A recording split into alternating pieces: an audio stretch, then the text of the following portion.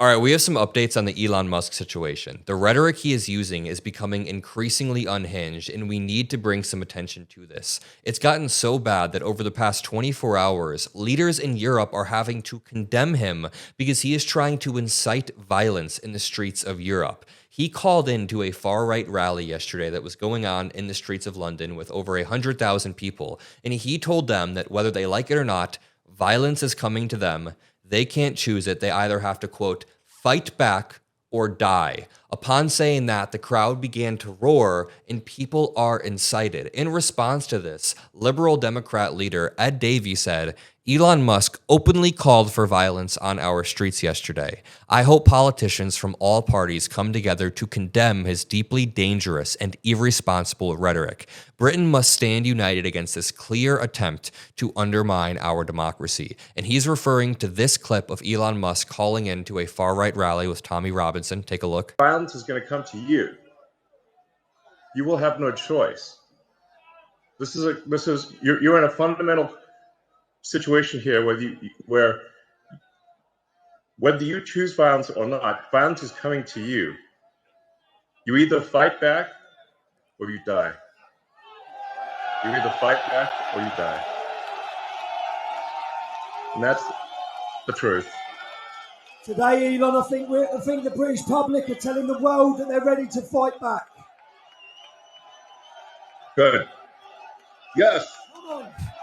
I'm sorry, Elon Musk is so cringy. Come on, Great Britain. Oh my, look at how he yelled at the end there. Look at this. Yes. Come on, Great Britain. That dude ain't fighting back. He's sitting there from the comfort of his own workplace saying that the people on the streets have to fight back or die. Now, on top of this, Elon Musk is now responding to the Charlie Kirk shooting. End Wokeness posted just a straight lie. Quote, multiple trans people in the area posted on September 9th that something big will be happening to Charlie Kirk. This is just a lie. And then Elon Musk quote tweets it and says, terrorist cell.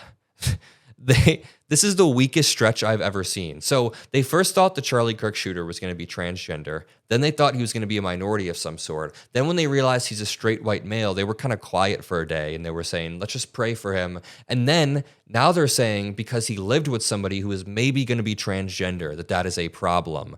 Right away, Mehdi Hassan says, the richest man in the world, the owner of one of the most influential social media platforms on earth, the possessor of all sorts of U.S. national security clearances, just sits on here tweeting incendiary nonsense and amplifying far-right conspiracy accounts.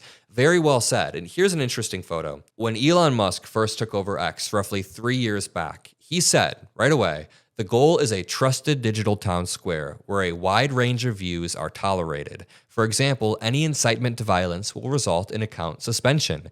Now he's tweeting over the past few days, quote, the left is the party of violence and hate. The left is the party of murder. Either we fight back or they kill us. Elon Musk is relentlessly inciting violence across not only the United States, but now in Europe. He's trying to leverage every bit of power, attention, wealth, and algorithm that he has at his disposal to elect far-right leaders across Europe, and it is terrifying. To break this down further, I'm going to bring in Mockler Media's lead policy advisor, Micah Irfan.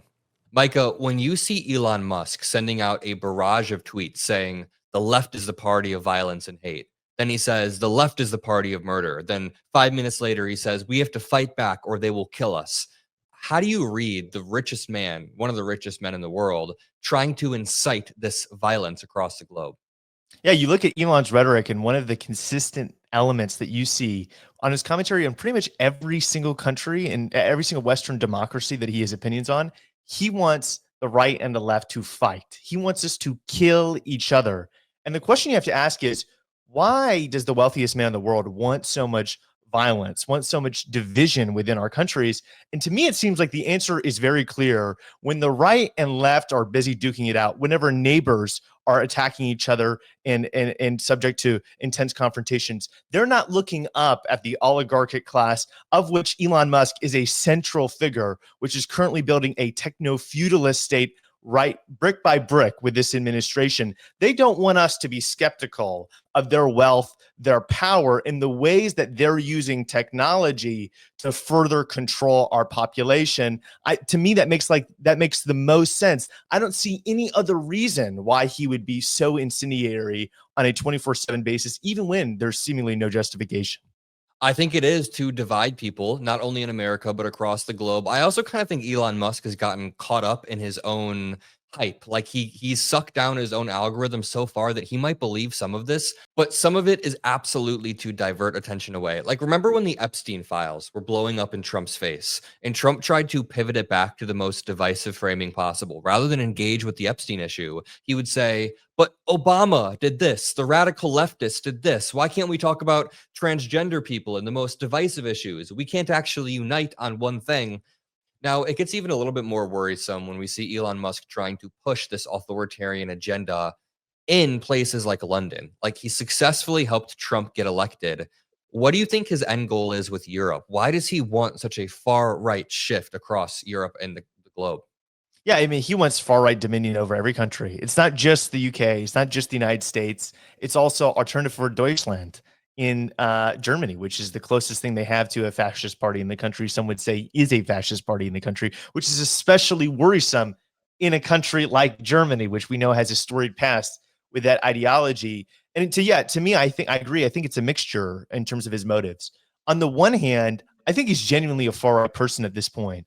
He's been radicalized by his own website. Just a few years ago, he was pretending to be a centrist, a moderate, to see the different elements of both sides.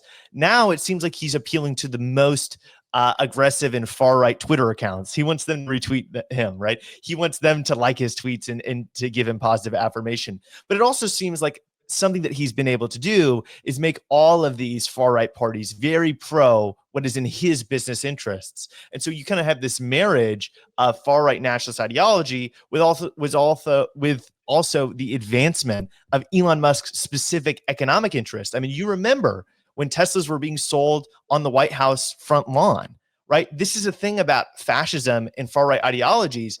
They weaponize the state not just against their own political opponents, but also to favor those that have a strong connection and loyalty to the party. I think Elon knows that, and he wants to take advantage of that so he can accumulate even more wealth and power for himself.